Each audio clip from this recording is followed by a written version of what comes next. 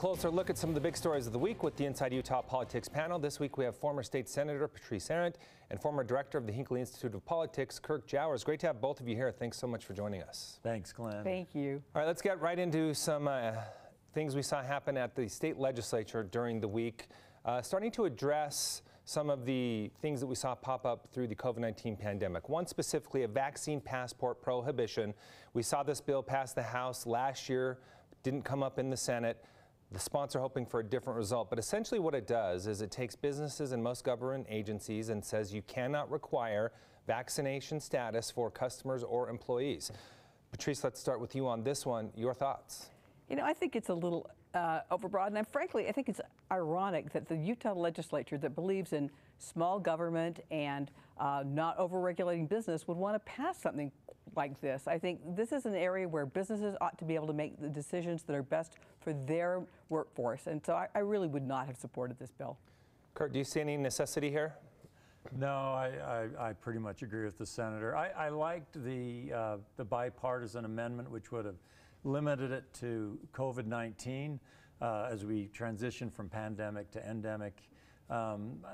It makes a little more sense. It's still, I agree, a little overbroad because although it has some acknowledgement of health care institutions and things, there are a lot of different companies that have different reasons for perhaps needing added protections, and I don't think it takes that into account. But it's certainly overbroad, and for future potential pandemics or problems, it just seems like one more obstacle for the state to get things right when things are at a fever pitch. Mm-hmm.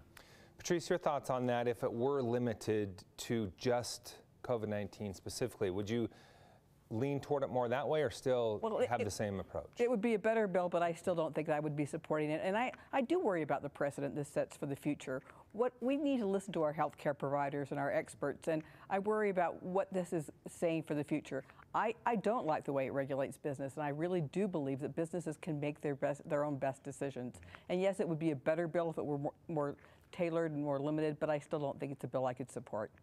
The timing's interesting too, because it made, with all of its flaws, it would have made a little more sense back when there were conflicting and contradictory edicts coming out from federal and state government regulations and things, and so to try to give a little more of a structure to it, but we're moving down that path anyway, and so it seems like the wrong time and overly broad. This also a topic on the national level. We heard the president come out and say he's going to end pandemic emergency declarations as of May 11th. Kurt, let's start with you on this one. Too soon or not soon enough? Not soon enough. I mean, President Biden himself said that the pandemic was over, I think, in October on 60 Minutes, but then he didn't do anything that would have matched his rhetoric.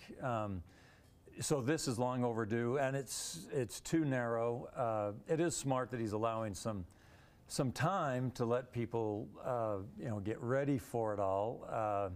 But it would have been better if that would have been announced in October, November, and we're kind of at the end of it now. It's missing one big part, and there's a House bill right now of 22 Republican co-sponsors, no Democrats on it yet, but it's relatively new, which would get rid of the vaccine passport that's required for foreign nationals to come into our country. That's a disaster, and it's costing us trillions of dollars in this country. In Utah alone, we had been at, I think, 10.7 billion tourism, dropped down into 7.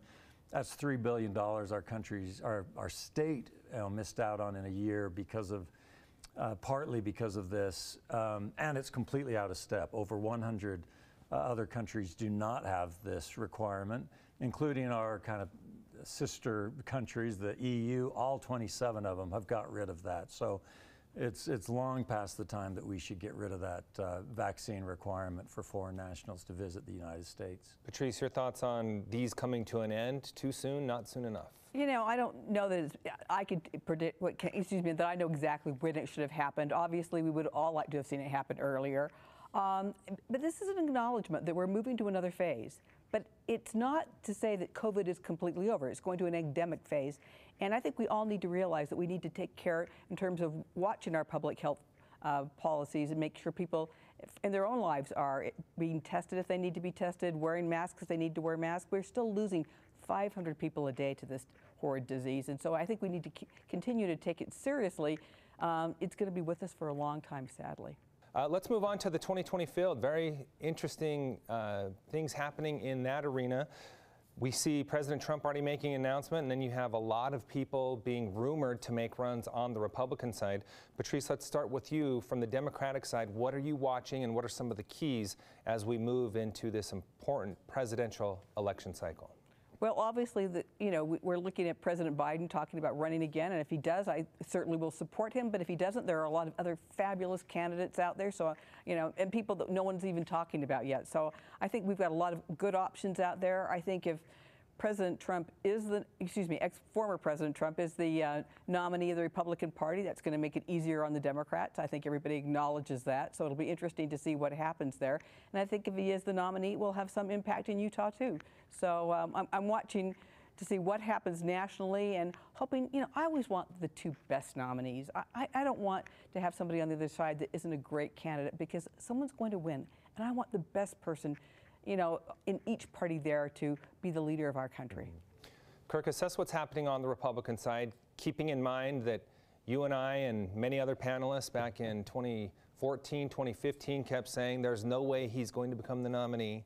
There's no way he's going to become the nominee, and he became the nominee. What's happening as you see it now? I'm sure if we went to the videotape from an earlier Inside Utah Politics, I would have said Trump has no chance. Yes, I'm pretty sure I remember those exact words. Yeah, so yeah, take whatever I say with a grain of salt. I will say to the senator's analysis, if it's Biden versus Trump, I think we have the two worst that we can possibly put forward. I can't imagine. I mean, Clinton versus Trump was the worst we've probably had. Biden versus Trump would be equally disastrous. I think the Republican Party is gratefully finally moving on from Trump. All the polls are showing that.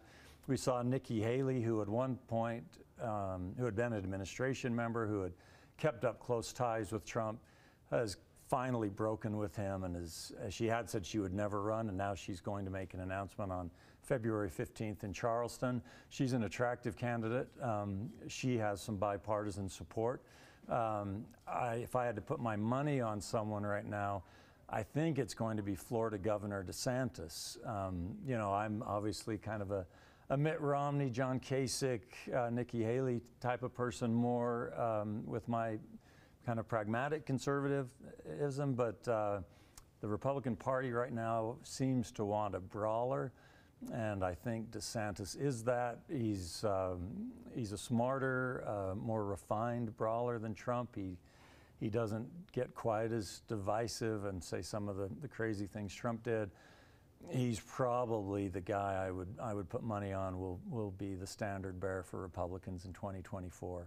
Patrice, I want to get your thoughts on something that Kirk brought up there, saying that Biden-Trump, Biden being 50% of that equation, would be the worst two nominees put forward. Do you agree with that? President Biden would be the worst nominee I don't the believe Democrats President Biden would be, but I believe former President Trump would be.